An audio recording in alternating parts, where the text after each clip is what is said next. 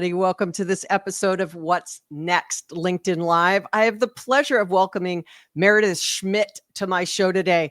I have to say, after working at Salesforce for 8 years, covering Salesforce for like a decade, you are my first Salesforce guest.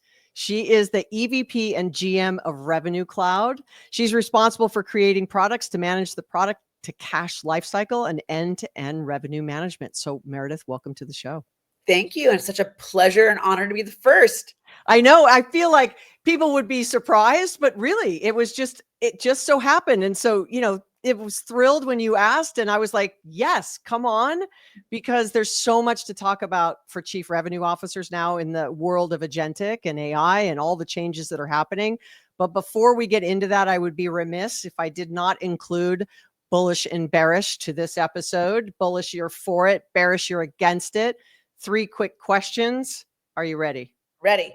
All right. The first one, flying taxis. Bullish or bearish? Bullish. Oh, I am not. I think I'm in LA and the 405 scares me enough. Like, if I had that many cars flying in the air, I just feel like a lot of things would be falling from the sky. More than already. Although I feel like I could just get out of traffic. I agree. All right. The next one, an underwater hotel. Bullish or bearish? Ooh, bullish. All right. And the third one, a robot AI sommelier. Bearish. All right. Since you were from Napa, I figured I would. Sonoma, actually. Sonoma, yes. I call them napkins in Napa. But yeah, no, I actually enjoyed the conversation. All right. Well, listen, chief revenue officers, usually responsible for revenue of the business, how they win and take cash and all of the things that go into it. I was a huge proponent of trying to change CRO to growth which we'll talk about, I'm sure. But I'd love to just ground the conversation in what are the challenges and opportunities right now you're seeing? I think you have such a unique view across the CRO landscape, being at one of the largest companies that services that audience. So, tell me what you're kind of hearing they're thinking about right now. Yeah. I think that AI is disrupting everything, as we know. So that's kind of the first challenge, honestly, is trying to figure out where do you start? What part of your sales cycle and what is it going to do for you? And I think we're still trying to understand what is the ROI and the investment that you're going to get out of the AI. And I think that's still to be proven for a lot of CROs, the investment. I also think we are in a world with just massive amounts of data right now. And how do you really understand all this data to help drive your priorities? And you mentioned it, growth. And I think that we're seeing so many, it's not just a direct sales channel anymore, right? Growth is coming, revenue is coming from all over the place, right? Whether it's your partners, self-service, in your product. And so really understanding where are all your revenue channels and revenue opportunities, which are not just the traditional ones. And how do you really, how do you cover those opportunities? And are they with people? Are they with automation? Are they with AI? I think that's just a lot of I would say there's new business models and new ways of selling. We're seeing the rise of consumption, right? But, we've seen this for a while with hyperscalers, but I'm working with a lot of startups. They're starting not as subscription models, but as consumption models, right? And you're seeing a lot of companies moving into a hybrid model of subscription and consumption. And so define what you mean by that difference, because that might, there are listeners obviously that are not going to have subscription business or recurring revenue or something like SaaS, right? In that traditional form. So maybe you could just define. Sure. I think there's, we all know a one-time sale, you're selling goods and, you could be selling services. In, Salesforce, of course, helped invent the subscription software as a service, which is really a subscription recurring model, right? Where you sell something and you can add on to it, you renew it, but it's an ongoing cycle and it adds a lot of complexity to the business. But we figured this out. We've been doing it for a long time. Consumption is really something that we're seeing the rise of. And I would say we're used to usage, our utilities, we pay it as we go. That we're used to. But consumption, especially in the world of where we're going with AI, are you committing upfront to get discounts? Are you drawing down? Are you invoicing it monthly? What is your commitment? Where I know if I sell a piece of software, it could be a one-time charge of $1 million. It could be a recurring annual amount of $1 million, but in consumption, you don't know what that recurring is necessarily, right? And so sales compensation, how do you incent on consumption products, right? How do you forecast, right? You need this data to figure out what's my revenue forecast. So I think that's actually changing a lot in the customer I'm talking with right now. And I think it's super important because you can't just approach like the changing buyer dynamics. Like you just said, I might want to buy one time. I might want to buy on a subscription. I might want to buy on consumption. Like those buyer behavior changes forces you as a company, and specifically as a sales leader or head of revenue operations or even chief revenue officer, to say, well, wait a minute. If the buyer behaviors are changing, I have to rethink my sales motion, my sales model, my go-to-market model. And then also, what kind of products am I making? How do I quote those products? How do I, the whole full life cycle of attracting a customer all the way to collecting cash is very different from a one-time business to a subscription business to a consumption business. 100%. You're right on. And so where do they start?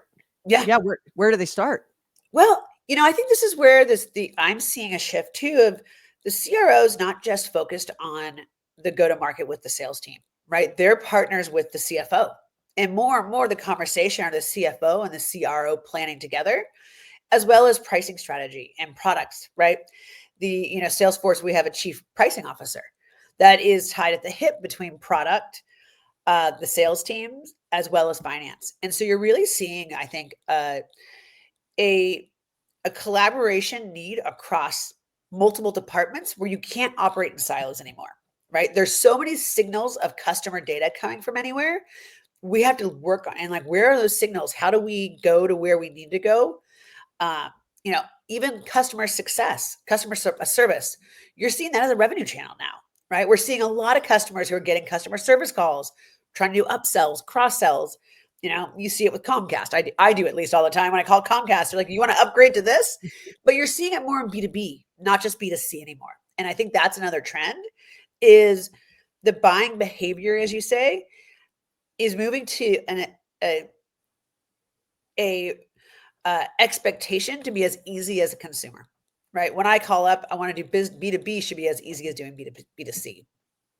Well, part of why I'm always looking towards where do you think this role will go is because I feel like, my opinion anyway, is that the CRO is sort of the architect of how to accelerate and improve velocity of deals. Mm-hmm. Because in many ways, I'm just going to use Salesforce stats. Forgive me. But I'm going to use Salesforce stats. But it's like, for the last, 8 or 9 years, anywhere between 27 and 32% of a salesperson's time is spent on selling activities. The rest of it is spent on non-selling activities, right? It's all kind of this busy work. And then, I'll use a different stat from Salesforce, but then it's the number of tools and systems that they have to actually leverage to get that quote out the door or to get a proposal to a customer or any of those things. Like when I say those things in front of salespeople, if I'm doing a keynote or a session or something like that, they're all like, I don't want to wake up every day and dying to do data entry. Like that's not what I aspire to do every day, right? And the second is a customer is not saying, I'm not waking up every day saying I want to go from stage 2 to stage 3 in the sales cycle. I mean, those two things are true, right? Yes. So the chief revenue officer, in my mind, should always be looking at working with finance, working with pricing, working with customer success or customer service and sales, and literally say, how do we remove as much friction as we can through that, funnel, I put in air quotes, in that buying journey so that sales spends more time doing what we've hired them to do, which is generating revenue. And we give clients these experiences that they then want to come back. Now you're talking my language, because this is the content I have every single day with, Revenue Cloud as a product. And I don't want to go too much on the product, but just the concept, right? It's what we've really looked at is what is the revenue lifecycle and how do these tools help anybody really take away the friction in the deal? Because all we want to do is the more time you can sell, The faster you can recognize revenue, the faster you can collect cash. And frankly, the happier your sellers are. Because no seller I've ever met says, I love quoting. Like nobody loves quoting. But I think this is, so the technology behind this, it's not the fun part of it. For me, it's the fun part, of course, as a technology person here now. By the way, I mean, I was in finance for 15 years before I joined technology. So, but I love both. And you're right. Sellers are spending, I've watched our sellers and I've watched other and customers, how much time it takes just to progress an opportunity, not hit Right. the stage button, right? And this is where you've seen just the innovation that we're seeing with AI and agentic stuff, right? Just summarizing an account. So you know when you're walking, I mean, you spend hours and hours like getting ready for a meeting, trying to research, whatever CRM you're using, what has gone on this account? What do they own? I mean, I can't tell you how hard it is to even figure out what a customer owns and what's their footprint. Right. These summaries and we've got, Salesforce, of course, we've got the SDR agent now, which is, I mean, I just saw some results last week. I'm like, holy moly, like this is really an always on 24/7 job, creating opportunities and following up on opportunities we would never have had the capacity to follow up on, right? There's just not enough people to hire on low quality leads. Well, we're finding those low quality leads weren't actually that low quality. We just didn't have the capacity to follow up and how we prioritized.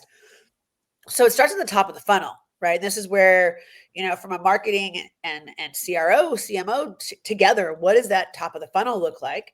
And how are you converting and progressing the funnel? But every step you can look at. And what I would say too is automation can do a lot. And agents should come in and AI comes in when you can't automate something. But I always say you got to automate first because it's just data.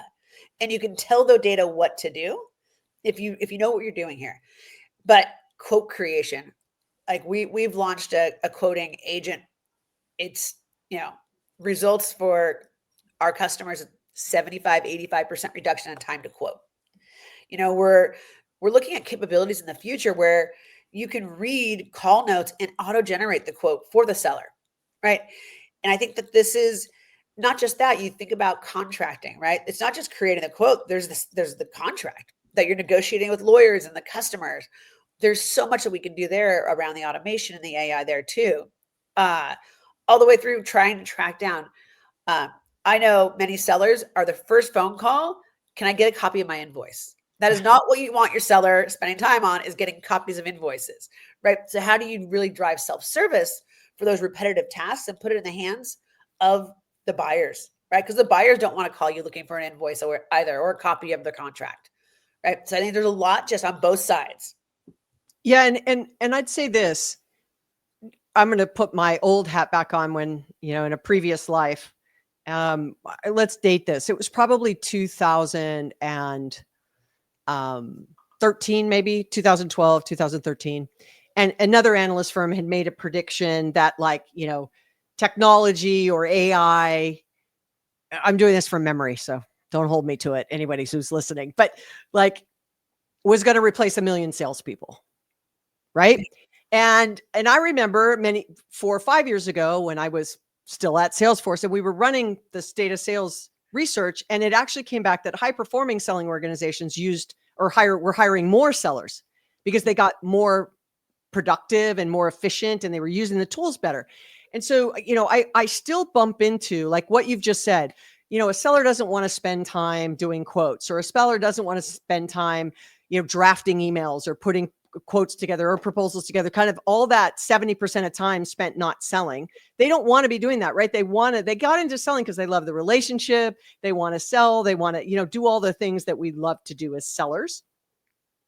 And yet they resist what we're talking about, right? If it could accelerate the deal and improve pipeline and forecast validity, and, it could give you, if I could give you 2 hours more a day to sell, could you achieve quota more, right?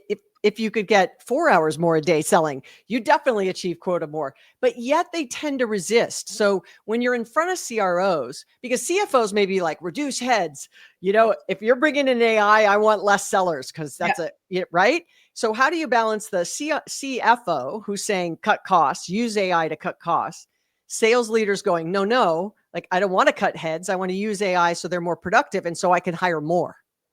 Well, it's actually a perfect problem to solve, right? Is there's a concept, like, we're augmenting the seller. We're not replacing the seller, Yes. right? We're making that seller actually smarter, right? But so much of selling is also an art, frankly, right? Yes. And coaching. And how do you coach that seller? And Salesforce has a coaching agent, so a shameless plug. But I've had to play with it. It's coached me really well, actually, and how I can do a better conversation. But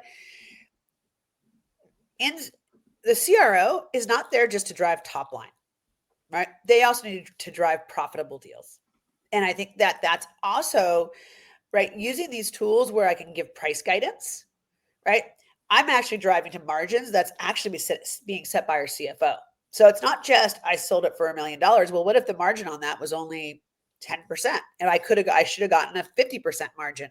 How am I guiding better sales? And so using technology actually is in the best interest of both the CRO and the CFO, because you're driving better deals, right? So if you can drive more of those with better margins on them, and then think about the time you can spend nurturing the customer. Because in a lot of our business models, whether one time, you still want to sell more one-time stuff. It's not just subscription or consumption, but customer success.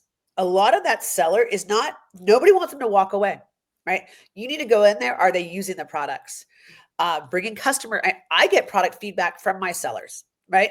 My customer said it didn't do this. You're going in there and you need to drive the renewal, right? You want to drive more add-ons. You don't want to lose the customer. So much more of the activity is not just that one-time sale. It's really that the health of the business, that you need the seller engaged and not walking away. And I think that engagement that they can do with the customer success side of their job is as important as that first sale. Well, look, I know you work at Salesforce, and obviously everybody who listens to my podcast knows I did. But I used to say this when I was still working there and I was on stage. I'd say, look, obviously I work at Salesforce. I hope you use Salesforce, like, obviously. But you cannot do it in an Excel spreadsheet. Like, you just have to use something. So if you're Right. listening to this, I don't want you to think this is this shameless plug. I know that Meredith is an EVP and GM at Salesforce. I get all that. I used to work there. But I want you to hear the value of the technology itself, right? The stack itself. Because what's been fascinating to me, having been a salesperson and then sort of throughout my career, and then obviously I've done different things, is the stack has gotten massive. Like in 2000, Salesforce was a year old-ish. And there was maybe 12 Marcom products that were tracked by the analyst community. There's now over like 15,000 that Scott tracks. I mean, it's just insanity. Like how many different tools are in the stack. So the challenge I feel now is like there's lots of tools and everyone's trying to split the hair to solve little problems. And it's almost overcomplicated, right? Everything we're talking about, that you don't need something for this and something for that and something for this, because all of a sudden it puts the onus on the sales rep to be like, I have to do 8 things in 8 different ways. It's also not a single source of truth panacea of one. Right. In a perfect world. Like I get the goal, right? But if you're listening to this and you're like, God, we're really seeing pain here, it's where you have to kind of deconstruct the process and uncover where you have the greatest opportunity for the greatest impact. And start slowly leaning into these fixes, because it is not a flip the switch and everything just works. Fair? Yeah, absolutely. I call it the messy middle. There's Awesome. something that, like, you've got the CRM and you've got your ERP, and there's a lot that happens in between those two things, right? A lot of paper, like death by 1,000 paper cuts. I've got a different solution for contracts than I have for quoting, than I have for billing. I full-heartedly believe billing is a customer interaction, and that's all customer data, and revenue is customer data. And these are the conversations I have every day too, is when you think about a CRO, you want to know everything that's going on with that customer, right? And you don't have to log, like ERP is the last place I want any seller, any CRO ever going to, right? Let your GL do your accounting for you, but you want to know, what are the outstanding invoices my customer has right now? Maybe there's a customer sat issue there. If I'm a collector, I mean, a simple, and collectors, yes, live in finance, but if I'm a collector and I am going to collect on a $10,000 invoice, but there's $1 million open opportunity, I'm going to have a very different conversation on that collection. And so there are all these bespoke, messy middle, but bringing it together as in a single data model where you want your customer 360 data to live. And that 360 data is not just the sale. It is that recurring business. It is the health of that customer. And that's why, again, I love an ERP. I used to be an accountant. I'm a recovering accountant now. Everybody needs an ERP, but really for GL, right? And I think billing is becoming a really strategic part of a conversation, especially in regards to revenue leakage, right? Yeah. How do I go from what I thought I was supposed to invoice and what I forecasted, and then the actual? And you're seeing a disconnect because the data models are different in a lot of cases. I'm trying to I just talked to somebody, a customer this morning, right? How do I make it penny perfect? And they're struggling because it is on different systems and different technologies and different stacks. And really that consolidation of an end-to-end, opportunity to cash platform or lead to cash platform is what I see the consolidation happening is that single kind of data model of the customer lifecycle. Well, I also find that a CRO, I coined a term many years ago called the seller's dilemma, and it was a play on Clayton Christensen's innovator's dilemma, right? And the seller's dilemma, I had a wonderful, quick 3-minute discussion with Clay about me doing that, and he was tickled that I had done it. But the point on it was, as a sales leader, how do I plan for the future while hitting numbers today? That pull of everything we're talking about requires you to really step back and assess what you're doing and really start to make very strategic decisions, because strategy is about choice. Like, am I going to do this or do that? Am I going to use this or do that? Am I going to consolidate? Like, you have to make those decisions. And that sometimes takes you away as a sales leader from the day-to-day of closing the business. You're like, well, if I don't close the business, I won't have a job to worry about what happens 12 months from now. Right. If you're a CRO, you might have a little more flexibility. Of course, if you're in an enterprise, you have these various roles. If you're in a mid or small business, you're it, right? You wear multiple hats. And so I think this is a CRO dilemma too, kind of the seller's dilemma as well, right? Like really thinking about, I'm trying to make sure the business is healthy today, but I know that I have to start thinking out forward as technology is moving, how I can keep the things we're doing moving. Mm-hmm. Yeah. No, I couldn't agree more. Absolutely. And so I guess, as we wrap this up, because I could keep going, like you call yourself a recovering accountant. I call myself a recovering seller. So, is there sort of 2 or 3 things if you're like, look, if you've listened to this and you feel like I've just tossed a lot of things and you feel like, wow, there's a lot of things I have to quote unquote buy, or there's a lot of things I have to change, like, and many will feel overwhelmed as many clients do when we have these conversations. And so if you're just like, look, let's bring it to the basics. Here are 2 or 3 things I'd do right away. And then medium term and longer term, what would those be? First and foremost is your AI strategy. What do agents and AI, what role do they play in your sales cycle? Because that is, I think, top of mind for absolutely everybody. There's a crawl walk around here, right? I think the technology is still evolving. So we don't even have the answers. I don't know what 2 years, it looks very different in 2 years. It looked different a year ago, right? Right. But having an idea of where you want to focus and where's the highest ROI. And I think that is, where do you focus with your, CIO, whoever is helping you implement technologies, is where are the biggest pain points to solve. So I think just having that strategy and, what you can execute today and what could it look like for you in the future. I think 2 is really understanding where that 70% of seller time is spent not selling, right? So some of that's AI, yes, but some of it's other stuff. Yeah. It's connecting a stack, right? You mentioned it, all these disparate systems. How many times are you logging in somewhere else and the data is different? How do you make your sellers' life easier, right? So it's the AI, and the AI is going to drive growth, right? The AI is going to recommend products. It's going to recommend pricing. It's going to tell you what the white space on the customer is. I mean, all that greatness, but there's still the pain of being able to be easy to do business with. And not just for your sellers to be easy, but how do you make it easier for your partners and your customers to do business with you? So having that outside in lens, I think, is the other one to really think about, is the buyer behavior is changing, right? So as a seller behavior changing, you also need to know your buyer. So I think those were like really the 2 things: is where's AI, What is your future strategy with your buyers, your channels, your go-to-market models? Well, this has been great, Meredith. How can people keep in touch with you and what you're doing, especially around Revenue Cloud and all that's happening in the ecos of CROs? Well, follow, of course, follow on LinkedIn is where we like to be. I'd say reach out directly to me, but on LinkedIn. I'm not going to give my Salesforce email, but I love having these conversations. I would love to have more of them. I would love to talk to anybody in the Salesforce newsroom. I think we'll be posting, we'll be showing this as well. So please follow us there. Excellent. Well, Meredith, thank you so much. Thanks for being the first, hopefully not the last, but as you could tell, I could talk about this all day long, and I might know a little thing or two about it. So I think we just going to keep riffing, but thank you as always. Thanks everybody for joining us on this episode of What's Next LinkedIn Live. I'm your host, Tiffany Bova. Don't forget to subscribe, leave some feedback, and thank you again for joining us here today. Have a great rest of your day, everybody.